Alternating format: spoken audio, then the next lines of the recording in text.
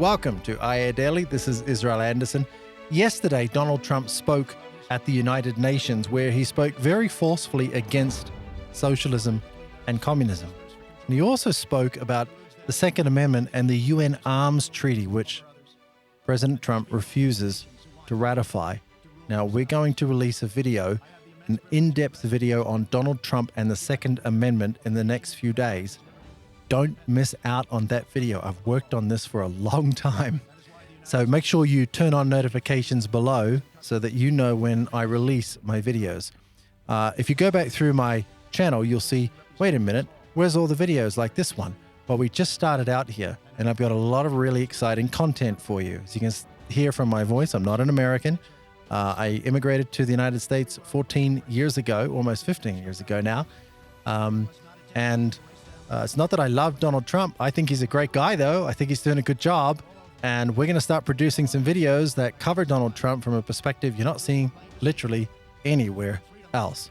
I've been following Donald Trump most of my life. I've read all of his books. I've read all the books about him, against him.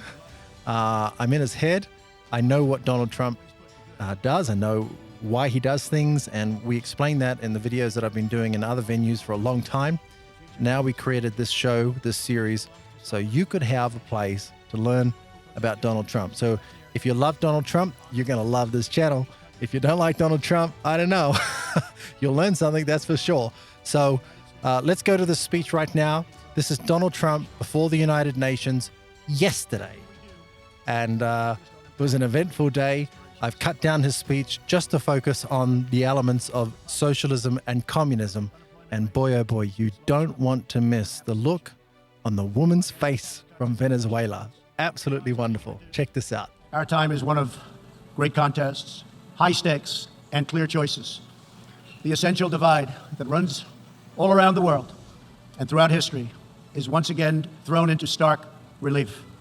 It is the divide between those whose thirst for control deludes them into thinking they are destined to rule over others, and those people and nations who want only to rule themselves.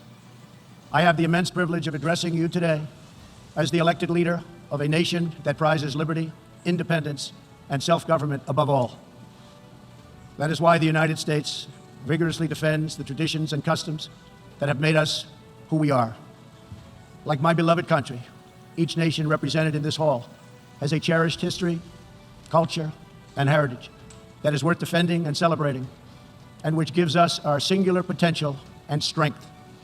The free world must embrace its national foundations. It must not attempt to erase them or replace them. Looking around and all over this large, magnificent planet, the truth is plain to see. If you want freedom, take pride in your country. If you want democracy, hold on to your sovereignty. And if you want peace, love your nation. Wise leaders always put the good of their own people and their own country first. The future does not belong to globalists. The future belongs to patriots. The future belongs to sovereign and independent nations who protect their citizens, respect their neighbors, and honor the differences that make each country special and unique. It is why we in the United States have embarked on an exciting program of national renewal. In everything we do, we are focused on empowering the dreams and aspirations of our citizens. Thanks to our pro-growth economic policies, our domestic unemployment rate reached its lowest level in over half a century. Fueled by massive tax cuts and regulations cuts, jobs are being produced at a historic rate. One of the most serious challenges our countries face is the specter of socialism. It's the wrecker of nations and destroyer of societies.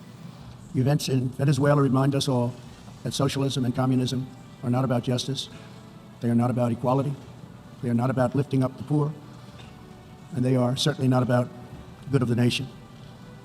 Socialism and communism are about one thing only: power for the ruling class. Today I repeat a message for the world that I have delivered at home. America will never be a socialist country. In the last century, socialism and communism killed 100 million people. Sadly, as we see in Venezuela, the death toll continues in this country. These totalitarian ideologies, combined with modern technology, have the power to excise new and disturbing forms of suppression and domination. For this reason, the United States is taking steps to better screen foreign technology and investments and to protect our data and our security. We urge every nation present to do the same. Freedom and democracy must be constantly guarded and protected, both abroad and from within. We must always be skeptical of those who want conformity and control. Even in free nations, we see alarming signs and new challenges to liberty. A small number of social media platforms are acquiring immense power over what we can see and over what we are allowed to say. A permanent political class is openly disdainful, dismissive, and defiant of the will of the people.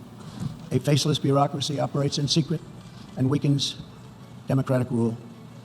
Media and academic institutions push flat-out assaults on our histories, traditions, and values. In the United States, my administration has made clear to social media companies that we will uphold the right of free speech. A free society cannot allow social media giants to silence the voices of the people, and a free people must never, ever be enlisted in the cause of silencing, coercing, canceling, or blacklisting their own neighbors. There is no circumstance under which the United States will allow international entries to trample on the rights of our citizens, including the right to self-defense. That is why this year I announced that we will never ratify the UN Arms Trade Treaty, which would threaten the liberties of law-abiding American citizens. The United States will always uphold our constitutional right to keep and bear arms. We will always uphold our Second Amendment. The core rights and values America defends today were inscribed in America's founding documents. Our nation's founders understood that there will always be those who believe they are entitled to wield power and control over others. Tyranny advances under many names and many theories, but it always comes down to the desire for domination. It protects not the interests of many, but the privilege of few. Our founders gave us a system designed to restrain this dangerous impulse. They chose to entrust American power to those most invested in the fate of our nation, a proud and fiercely independent people. The true good of a nation can only be pursued by those who love it, by citizens who are rooted in its history, who are nourished by its culture, committed to its values, attached to its people, and who know that its future is theirs to build or theirs to lose. Patriots see a nation and its destiny in ways no one else can. Liberty is only preserved, sovereignty is only secured, democracy is only sustained, greatness is only realized by the will and devotion of patriots. In their spirit is found the strength to resist oppression, the inspiration to forge legacy, the goodwill to seek friendship, and the bravery to reach for peace. The love of our nations makes the world better for all nations. So to all the leaders here today, join us in the most fulfilling mission a person could have, the most profound contribution anyone can make.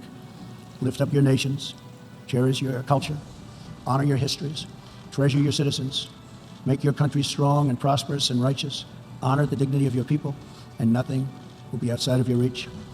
When our nations are greater, the future will be brighter, our people will be happier, and our partnerships will be stronger. With God's help, together we will cast off the enemies of liberty and overcome the oppressors of dignity. We will set new standards of living and reach new heights of human achievement. We will rediscover old truths, unravel old mysteries, and make thrilling new breakthroughs. And we will find more beautiful friendship and more harmony among nations than ever before. My fellow leaders, the path to peace and progress and freedom and justice and a better world for all humanity begins at home. Thank you. God bless you. God bless the nations of the world. And God bless America. Thank you very much. Some people have doubts about Donald Trump and the Second Amendment. It's really important that you turn on notifications because I'm about to release a video of Trump and the Second Amendment. It's almost half an hour long. We're really going to go in depth into Donald Trump and what he really believes about guns and the Second Amendment. It's going to be a great video. You're going to like it. It's going to get a lot of shares. So make sure you turn on notifications so you get that. Also, with all of this climate hysteria, I'm pushing back. So you can get these incredible pro CO2 designs on my brand new store at co2gear.com. Celebrate CO2 and frighten climate alarmists everywhere you go with this bold display of love for the CO2 molecule. the gas of life. Well, each episode here is brought to you, by your support. So thank you. And because Patreon doesn't believe in free speech and keeps kicking off patriots, I choose Subscribestar.